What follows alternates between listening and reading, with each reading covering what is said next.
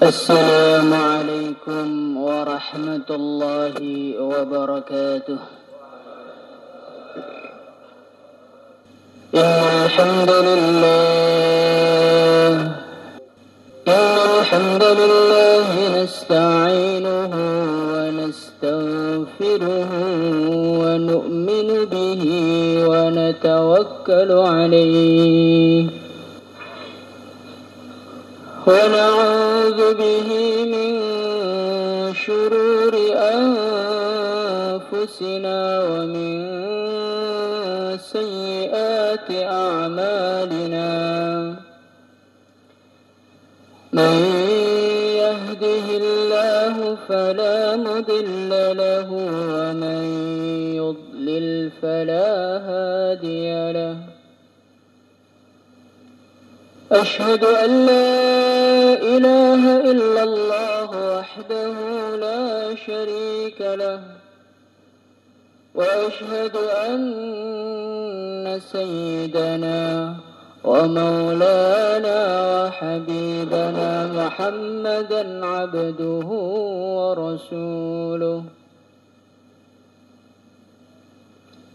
اللهم صل وسلم على سيدنا محمد وعلى آله وصحبه أجمعين. أما بعد، قال تعالى في كتابه الكريم: قل بفضل الله وبرحمته فبذلك فليفرحوا هو خير مما يجمعون.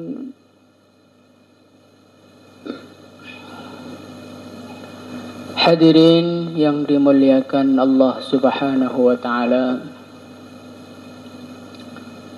semua manusia yang ada di dunia ini, siapapun dia,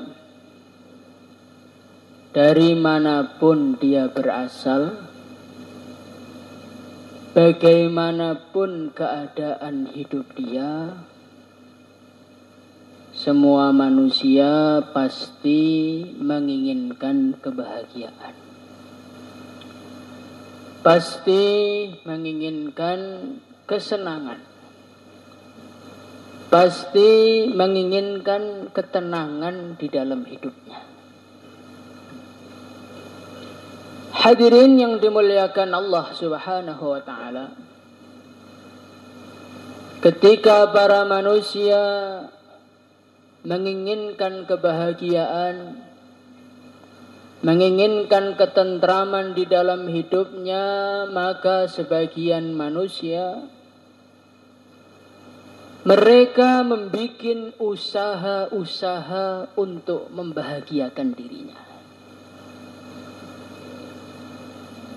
Hadirin yang dimuliakan Allah Subhanahu wa ta'ala, sebagian manusia mereka punya anggapan, saya akan bahagia, saya akan tenang hidupnya, saya akan tentram di dunia kalau harta saya banyak, uang saya banyak, rumah saya besar, mobil saya mewah.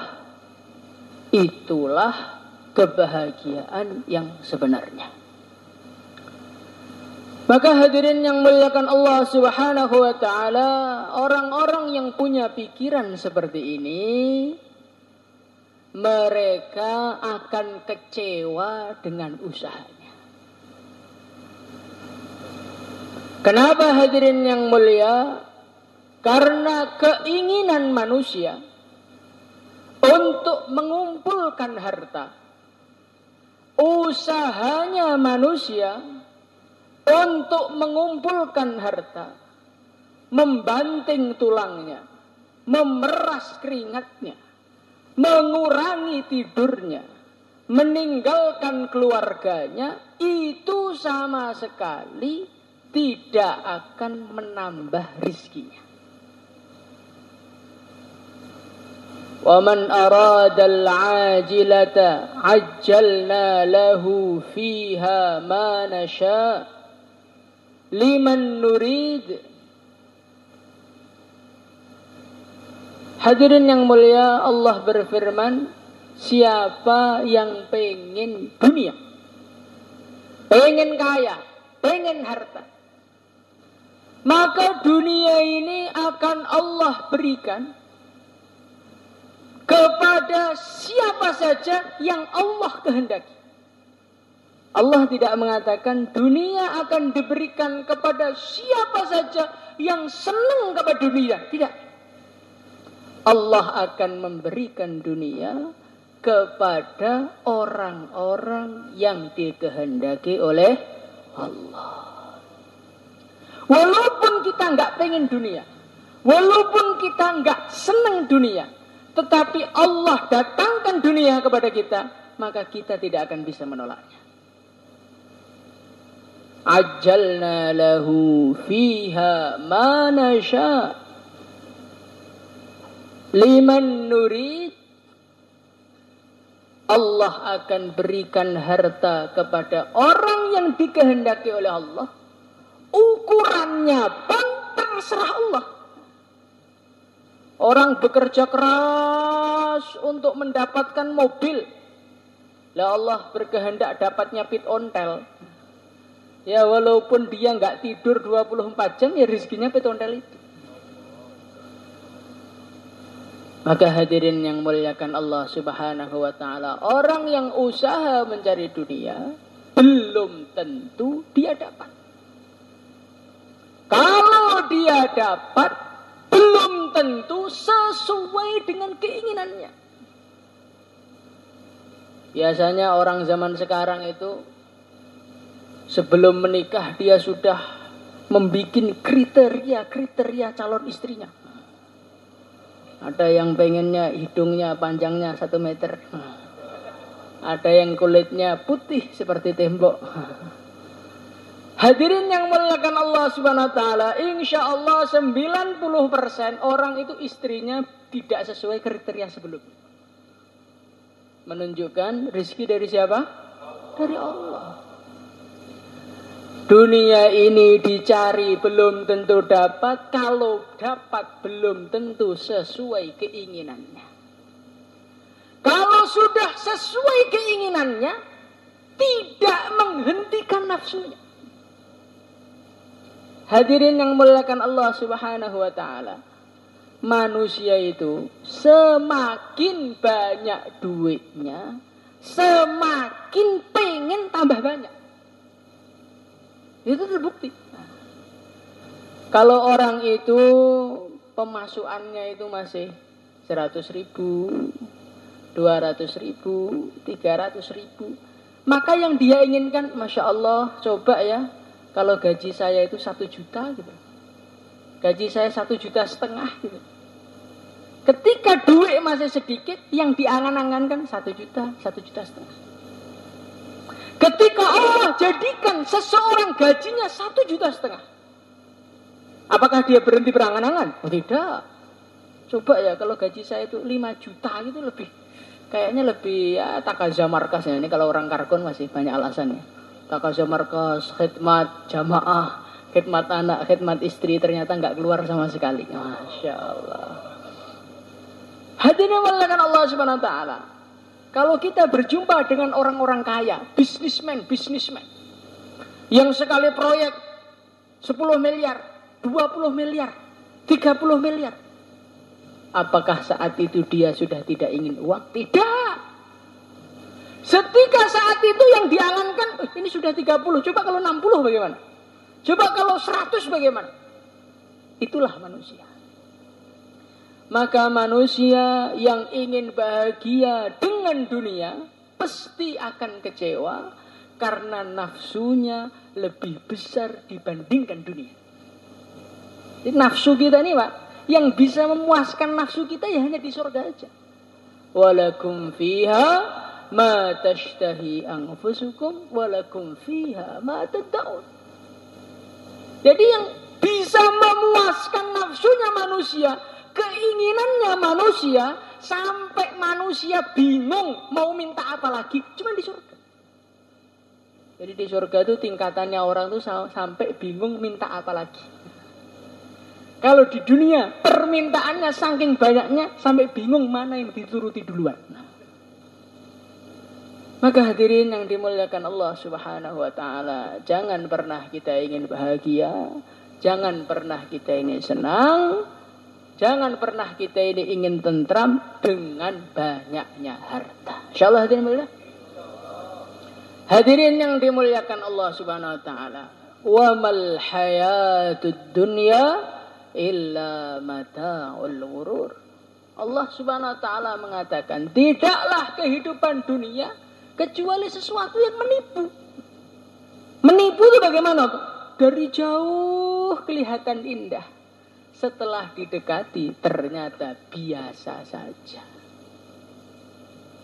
Dikatakan dalam cerita perjalanan Rasulullah sallallahu alaihi wasallam ketika Al-Isra wal Mi'raj, maka di tengah perjalanan ada seorang nenek tua yang bedaknya tebal, berhias, memanggil-manggil Rasulullah sallallahu alaihi wasallam. Maka hadirin yang mulia, baginda Nabi tanya kepada malaikat Jibril, "Hei Jibril, itu siapa? Nenek tua kok make upnya begitu tebal, itu siapa?" Maka malaikat Jibril mengatakan, "Ya Rasulullah, itu adalah dunia. Dunia itu yang tebal itu make upnya. Kalau sudah dinikahi betulan, nggak bisa diapa-apain. Nah, nenek tua kok."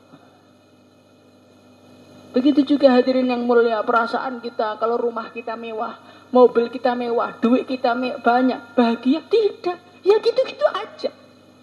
Malah kadang-kadang tambah sugih, tambah mumet. Konsumen obat tidur terbanyak orang miskin apa orang kaya, Pak? Orang miskin apa orang kaya? Orang kaya. Jadi orang pengen kaya itu artinya pengen gak bisa tidur. Makanya uang kok maksa sugih loro kabeh. Maka hadirin yang muliakan Allah Subhanahu wa taala, jangan pernah pengen bahagia dengan kekayaannya. Insyaallah hadirin mulia.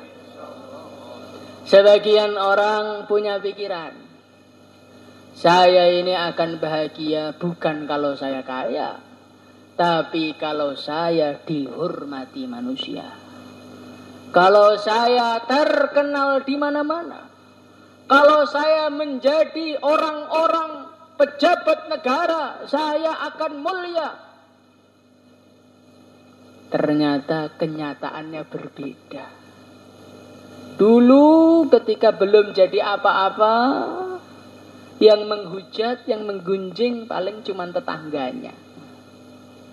Setelah jadi Pak Lurah, yang menggunjing satu kampung.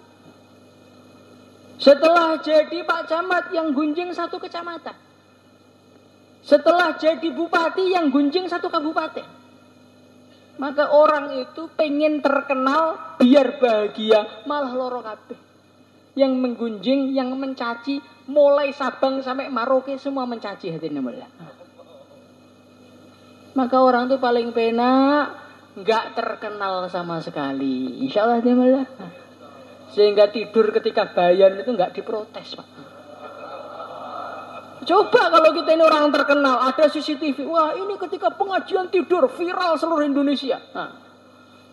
Karena kita ini nggak terkenal, cuman seorang petani, seorang pedagang, seorang yang belajar dakwah. Mau tidur ndelosor, mau nggak datang, mau hilang, mau nggak pernah dakwah, gak enak sing roh. Yang tahu cuman malaikat sama Allah saja, masya Allah. Hadirin yang dimuliakan Allah Subhanahu wa taala. Semua manusia yang usaha-usaha kebahagiaan dengan materi mesti akan kecewa. Kenapa hadirin yang mulia? Karena kebahagiaan itu letaknya di dalam hati. Seorang manusia walaupun materinya sebanyak apapun, kalau di dalam hatinya, kalau hatinya tidak Allah longgarkan, kalau di dalam hatinya Allah tidak isi keimanan, Allah tidak masukkan cahaya iman, cahaya hidayah, maka dia tidak akan pernah bahagia. Manusia itu kayak HP itu, Pak.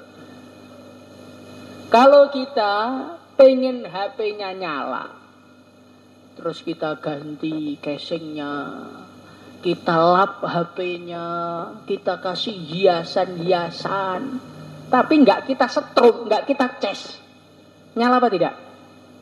Nggak akan pernah nyala. Begitu juga hadirin yang mulia, walaupun kita kumpulkan harta, kita kumpulkan jabatan, itu semua hanyalah aksesoris kehidupan saja. Kebahagiaan sebetulnya adalah ketika hati kita dicas oleh Allah, dimasukkan hidayah oleh Allah. فَمَنْ يُرِدِ اللَّهُ أَنْ يَهْدِيَهُ يَشْرَحْ صَدْرَهُ لِلْإِسْلَامِ. Orang itu kalau dimasukkan hidayah di dalam hatinya, diterangi hidayah di dalam hatinya, maka seketika itu juga terang benderang kehidupannya. Hadirin yang dimuliakan Allah Subhanahu wa ta'ala, lihatlah kehidupan para sahabat. Mereka ini adalah orang-orang yang diberi hidayah oleh Allah. Mereka ini adalah orang-orang yang diberi cahaya iman, nurun. Alqahallahu fi qalbih. Allah masukkan cahaya di dalam hati. Akhirnya apa hadirin yang mulia? Akhirnya mereka tidak pernah mengeluh. Seluruh apa yang Allah putuskan untuk dia, dia menerima dengan ridha. Rasulullah sallallahu alaihi wasallam beliau bersabda, ajaban li amril mu'min, inna amrahu kullahu khair. Saya ini heran sama orang-orang iman, orang-orang yang diberi hidayah oleh Allah, orang-orang yang diterangi hatinya oleh Allah, kata Nabi. Inna amrahu kullahu khair. Kenapa heran? Karena semua keadaannya baik untuk dia. Ketika dia sehat, bahagia, kesehatannya menjadikan dia rajin sholatnya, rajin silaturahimnya, rajin dakwahnya, rajin membantu saudara muslimnya. Ketika sakit juga bahagia. Alhamdulillah, saya sakit, dosa-dosa saya dihapuskan oleh Allah. Jadi orang miskin bahagia. Kadang-kadang kita ini, perasaan kita ini, yang bahagia kalau kaya, enggak. Yang bahagia itu kalau diberi hidayah. Jadi orang miskin bahagia, alhamdulillah, Allah kok pilih saya jadi orang miskin. Nanti masuk surganya lebih duluan setengah hari daripada orang-orang kaya. Cuma setengah hari akhirat, Pak. 500 tahun. Hadirin yang dimuliakan Allah Subhanahu wa taala, di dunia ini kita cuman menunggu tanggal pernikahan kita itu rasanya udah enggak karu-karuan. Bagaimana kalau kita suruh nunggu 500 tahun ditunda untuk ketemu bidadari? Cuman bidadari dunia yang dari tanah, yang enggak mandi sehari aja udah bau, itu rasanya sehari kayak setahun. Bagaimana kita ditunda masuk surganya 500 tahun gara-gara kebanyakan duit di dunia? Apa enggak nyesal nanti di akhirat hadirin yang mulia?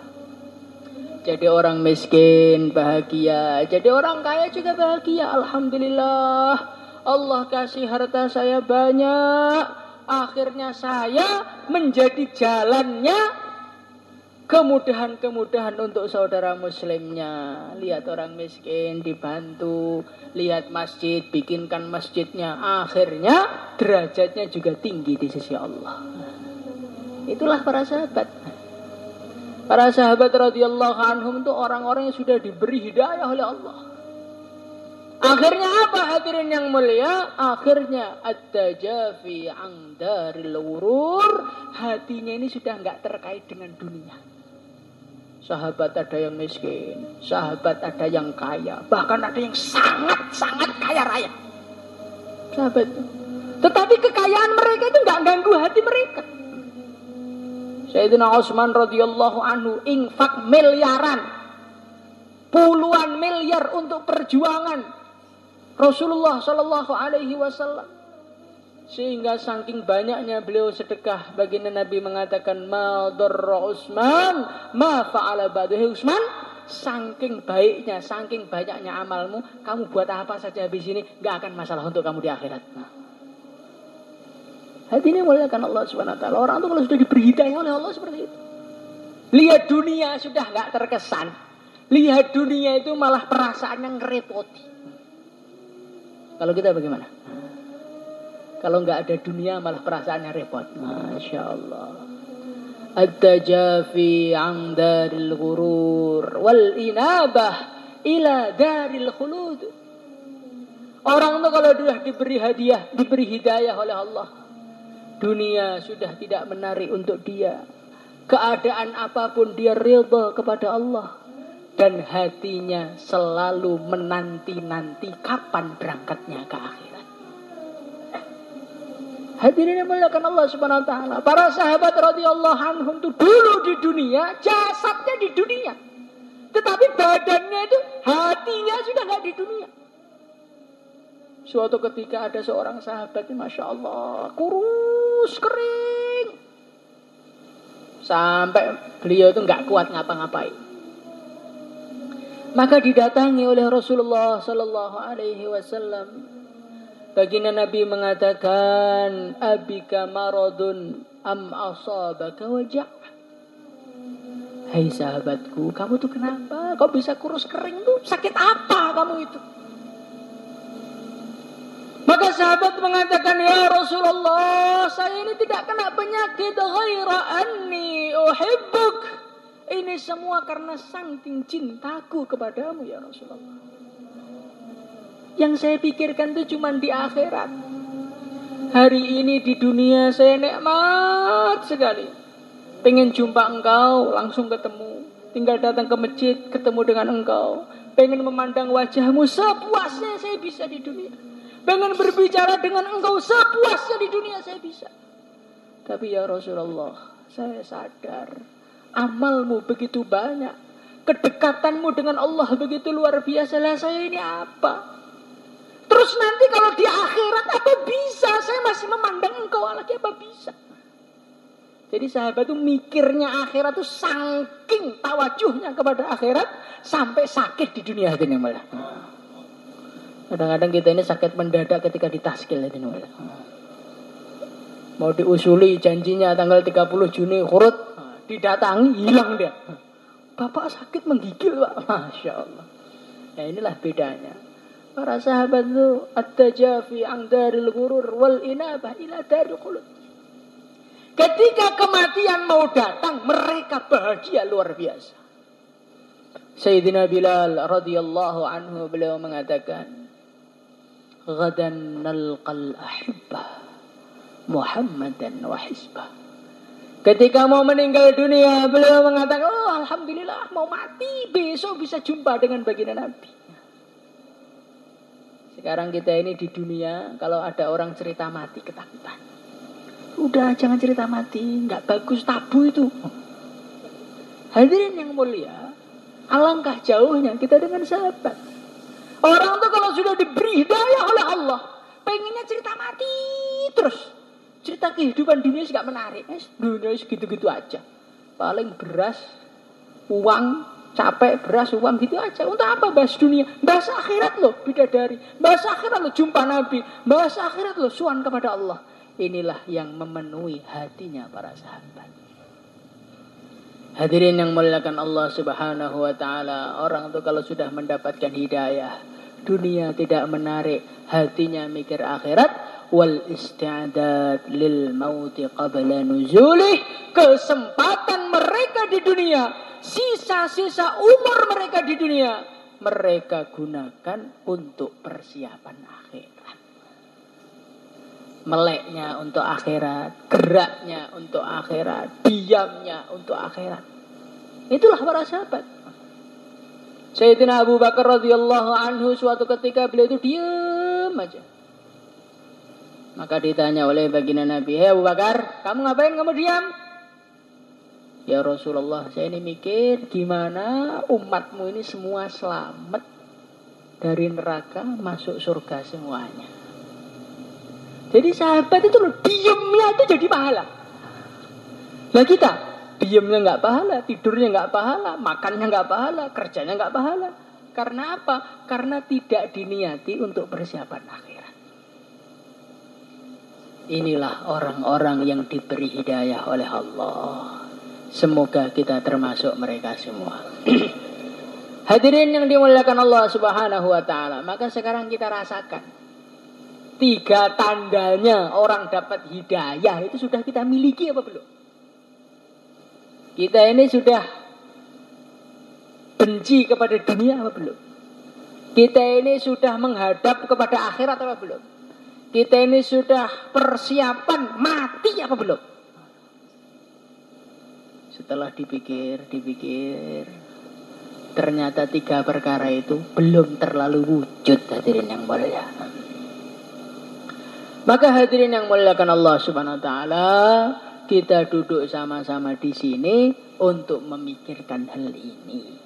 Bagaimana tambah hari hidayah ditambah oleh Allah, sehingga tambah hari tambah bahagia hidupnya, tambah hari tambah gak senang kepada dunia, tambah hari tambah menghadap kepada akhirat, tambah hari tambah persiapan akhirat. InsyaAllah hadirin mulia.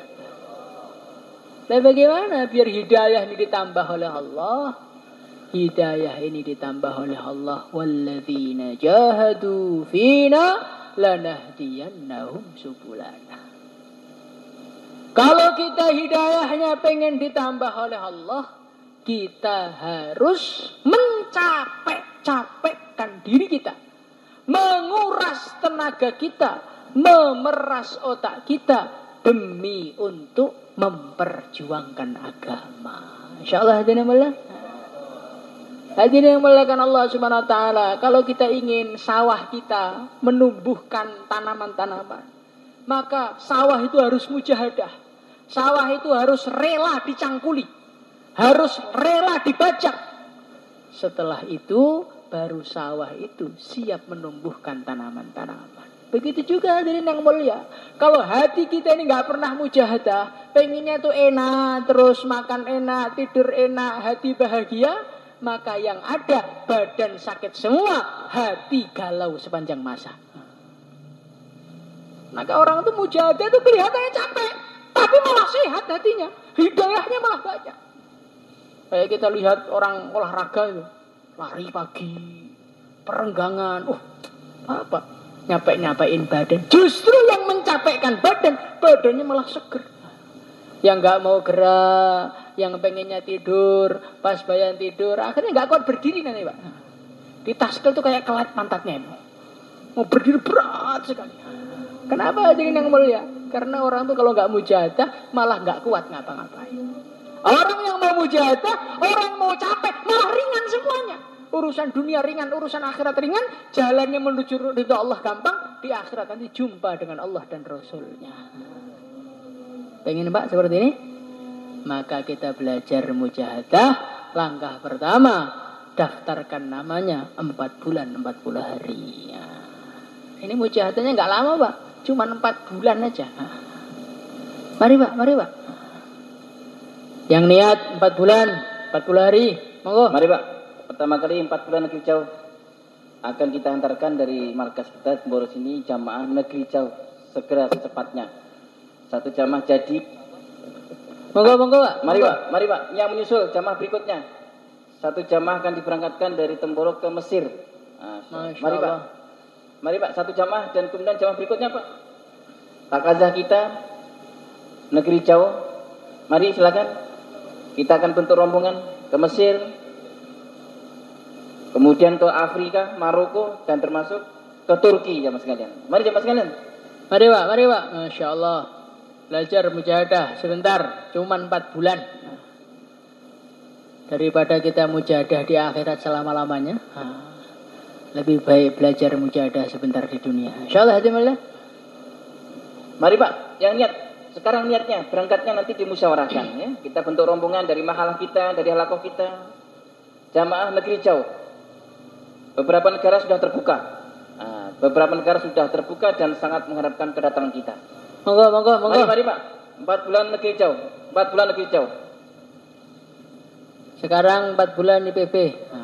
Sekarang 4 bulan India Bangladesh atau India. Mari jamaah sekalian belajar dengan masing-masing kita di Nizamuddin. Mari Pak. Berangkatnya dimusyawarahkan. Belum bulan ini, belum bulan depan. Nanti yang penting kita niat dulu dan nanti musyawarahnya kita berangkatkan. Mari jamaah sekalian. Monggo. Niat dulu Pak, niat 4 bulan ke India, ke Nizamuddin 4 bulan. Mari Pak. Mari. Insyaallah. Niat dulu. Dalam satu hadis dikatakan Rasulullah sallallahu alaihi wasallam beliau bersabda, nanti orang tuh kalau sudah sampai akhirat mendapatkan kenikmatan surga, nggak ada seorang pun yang pengen balik ke dunia. Kecuali orang-orang yang dulu mati dalam perjuangan, kata Nabi. Orang-orang yang mati dalam perjuangan mencapaikan diri untuk agama, sampai sana itu kangen berjuang lagi, Pak. Nah sekarang ini kita mumpung belum di akhirat, nggak usah perlu kangen-kangenan, langsung berdiri saja. Monggo Pak. Mari Pak, insyaallah. Sekarang 4 bulan dalam negeri, monggo. 4 bulan, 4 hari dalam negeri, silakan Pak. 4 bulan, 40 hari dalam negeri, monggo. Hari-hari sudah diberangkatkan jamaah Pak. Banyak rute menunggu kita. Barusan diberangkatkan dari markas kita juga ke Ternate jamaah sekalian. Mari jamaah sekalian. Banyak daerah yang sudah terbuka menunggu kedatangan kita. Mari Pak, 40 hari. Termasuk jamaah Ustadz 1 tahun, silakan. Jamaah Ustadz 1 tahun yang sudah ada di markas, silakan berdiri Pak untuk tafakut ulang. Mari jamaah setahun atau yang baru niat juga boleh.